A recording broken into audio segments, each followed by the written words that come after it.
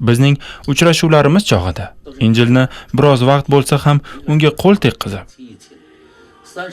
uni his eta olishlari uchun hamma uni yuziga bosib o'par edi.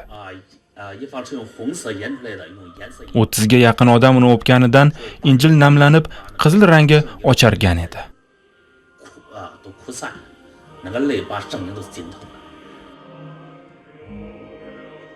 Madaniy revolyutsiya paytida xitoylik masihiylar bir nechta injillarni saqlab qolish uchun hayotlarini xavf ostiga qo'yganlar.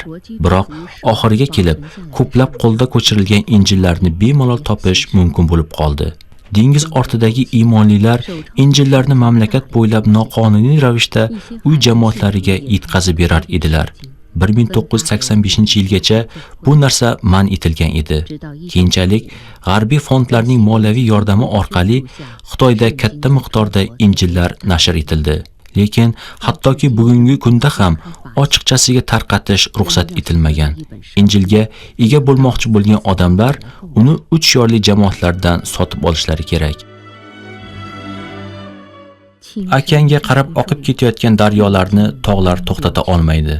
Bugungi kunda Injil millionlab Xitoy oilalariga kirib borgan. U cho'ldagi buloq singari har bir chanqagan jonni qondiradi.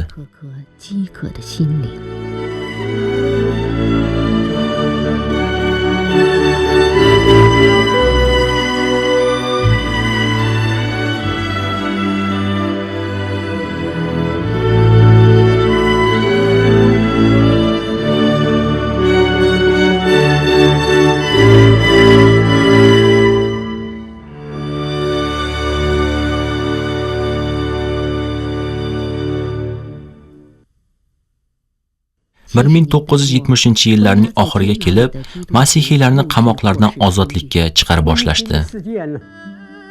Men uyga ketishni intiqlik bilan kutar edim. Men vaqtni o'tkazmay darrov tez yurar poyezdga o'tirdim. Poyezd Bejingga yetib borganda soat kechasi 11 dan o'tgan edi. Bizning katta qizimiz turmush o'rtog'i bilan 3-o'g'limiz va men to'rtovlashib tezda atalani yeb, poyezd stansiyasiga shoshildik. Chiroq qizg'ish va xira edi. Atrofdagi narsalarni arang ko'rar edik. Ko'zlarimiz qidiraverib toliqib ketdi. To'rtalamiz butun stansiya bo'ylab tarqalib ketdik. Bir-birimizni ko'rmas edik. Biz stansiyada hech kim qolmaguncha kutib qarab turdik. Uni hech qayerdan topa olmadik.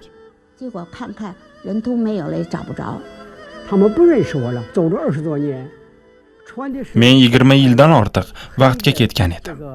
Ernimda esa qora paxtadan qilingan kamzul, shim, telpak va etik edi. Ular meni odamlar orasida ko'rmaganlar. Alan Yuan avtobus bilan o'zining qachonlardir tashlab ketgan haqiqiy uyiga bordi, lekin uni topmadi. Men u yoq bu yoqqa qaradim. Qayerga boray endi? Men rafiqamni ismini aytib chaqira boshladim. Lili Liang. Men uni qayerga ko'chganligini bilmas edim. 1958-yilda biz Fuintangda edik. Ular ko'chib o'tgan adresni men umuman bilmas edim. Kelinim chaqirig'iga javob berib, Lili Liang kimnidir olib kelgan stansiyaga ketdilar dedi. O'sha odami men bo'laman dedim.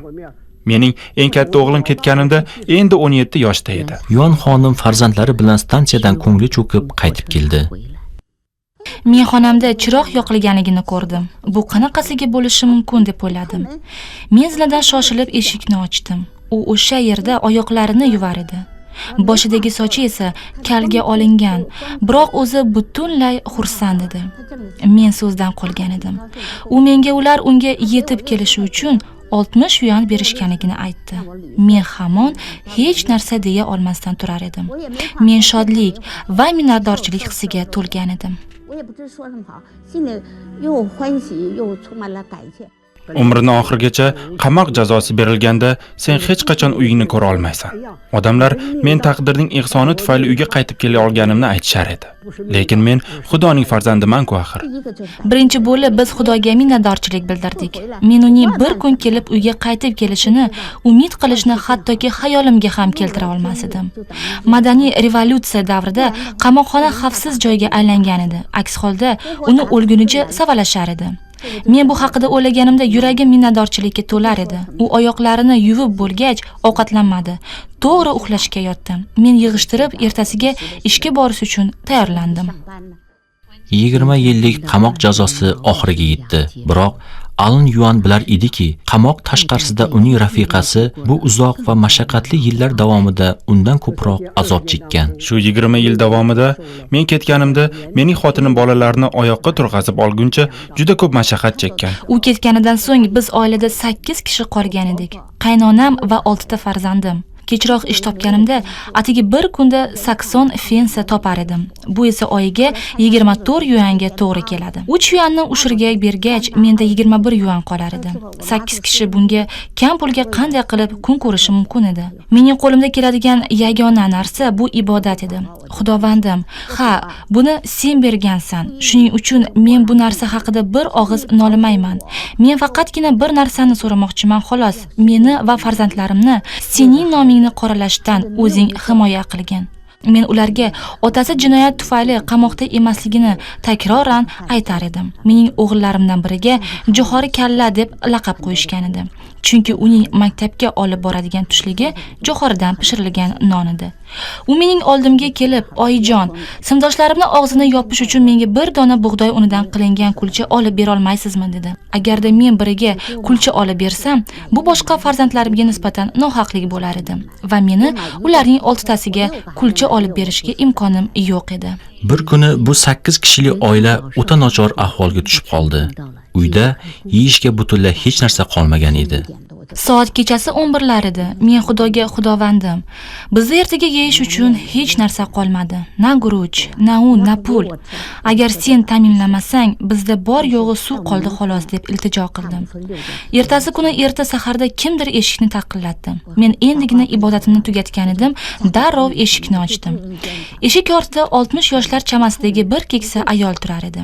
Men uni birinchi marta ko'rganim tufayli ismini so'radim.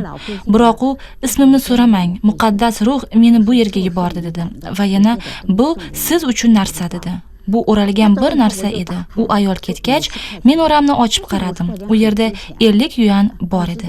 Bu esa o'sha paytda juda katta pul edi. Shunday qilib, men bu pulga un, ko'mir va oziq-ovqatlar sotib oldim. Bir kuni bir qiz yuanlar oilasiga 3 ta paket bilan keldi. U katta xaltani yuan tog'amga yuborsangiz bo'ladi. O'rtachasi sizga boshqa muhtojlikda bo'lganlar berishingiz uchun va eng kichigini o'zingizni ehtiyojlaringizga ishlatsangiz bo'ladi dedi. Bolaginam, isming nima deb so'radim. U iltimos, so'ramang. Onam aytmasligimni so'ragan edilar dedi.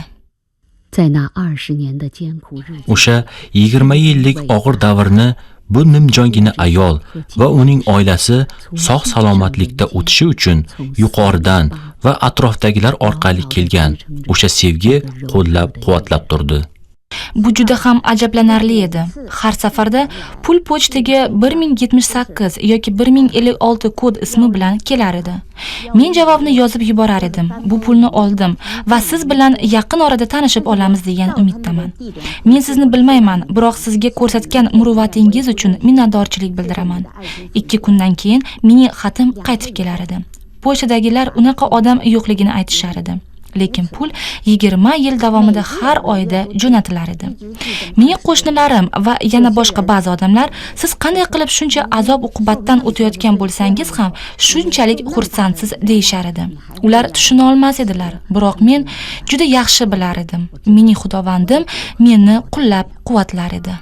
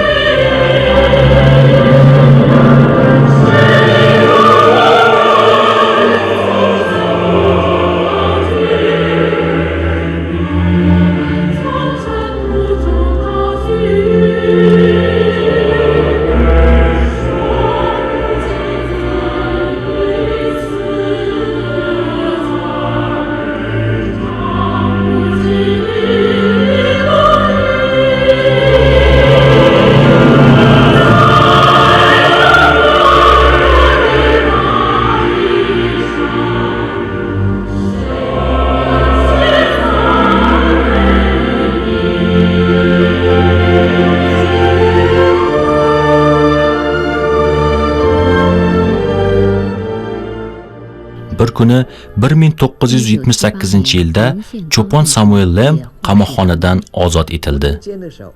Men qamoqxonadan chiqqanimda rafiqam 2 yil oldin olamdan o'tganligidan xabardor bo'ldim. Dadam esa 7 yil burun olamdan o'tgan ekanlar. Mehnat lagerdan qaytib kelganimda meni hech narsam qolmagan edi. Ular na meni biror mulkimni, na uyimni qaytib berishgan. Ular bizni uyimizga narsalarni musodara qilish uchun 3 marta kelishgan. Oxir-oqibat o'zimizni ham uydan haydab chiqarishgan. Bizga 7 kvadrat metr keladigan qorong'i bir xonada kun ko'rishga to'g'ri kelgan. U xonaning ichida na yorug'lik, na toza havo bor edi. Balki ular qamoqxonadan chiqqanlaridan keyin yana o'shanday qiynoqlarga duch kelishlarini xayollariga ham keltirmagan bo'lsalar kerak. Ularga hali ham 3 shiorli jamoatga qo'shilish uchun ro'yxatdan o'tish kerak edi. Biroq hukumat yana kutilmagan holatlarni yuzaga keltirdi. Bu masihiylarning hammasidan oldingidagidek javob qolaverdi. Men ro'yxatdan o'tishdan bosh tortdim. Men ularga aytgan narsa, qani bo'linglar, meni yana hibsga olinglar bo'ldi. Men yoshi bir yoqqa yetgan bir qari odamman. Qamoqda o'tirishga esa ko'nikib qolganman. Birinchi marta men 16 oy muhlatga qamoqqa olinganman. Ikkinchi marta 20 yilga. Men uyga 1979-yil oktyabrda qaytib kelganimda odamlar meni uyimga har kuni kelishar edi. Kimdir Injil o'qishga, yana kimdir ibodat qilish uchun kelar edi. Kechroq biz uy jamoati xizmatini boshladik va biz buni bugungi kungacha davom ettiryapmiz. Mening iymonim dunyodagi boshqa barcha narsalardan muhimroqdir. Men hukumatga qarshi bo'lmaganman. Biroq hukumat meni noto'g'ri tushundi. Injilga muvofiq biz hokimiyatga bo'ysunishimiz kerak. Biroq iymon shartlariga keladigan bo'lsak, men insonga emas, Xudoga bo'ysunaman. Bor gap shu. Ular hamon iymonda qattiq turib, o'z hojlarini olib yurishda davom etar edilar. 1985-yil 10-oktyabrdan 1986-yil 10-yanvargacha ular 3 oy muhlatga meni bekitib qo'ydilar. Yana 1992-yil 24-apreldan 23-iyulgacha esa ular meni oldindan belgilab berilgan hududdan tashqarida xushxabar aytganlikda ayblab 3 oy muhlatga panjara ortiga o'tkazishdi. Fuqaro kiyimdagi politsiyachi yakshanba kuni kelib, o'sha kunda xizmat bo'lmasligini aytdi. Ular Yuan kasal bo'lib qolgani haqida xabar berishdi. Yig'ilishning o'rtasida 7 ta xavfsizlik xizmati xodimlari formada kirib kelishdi. 3 tasi yuqoriga chiqib ketdi. 4 tasi esa zina yonida qoldi.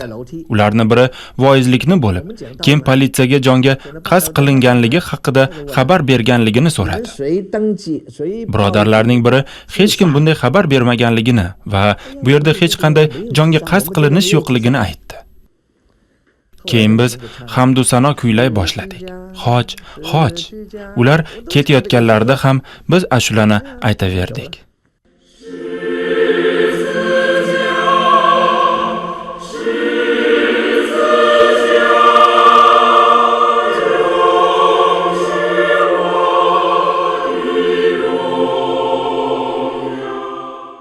Yoshlik davridan judo bo'lgan va hattoki zamonaviy dunyoda g'alati tuyulgan ushbu keksayib qolgan odamlar hayotlari mobaynida hech qanday g'am-anduh va pushaymonni ko'rsatmaganlar.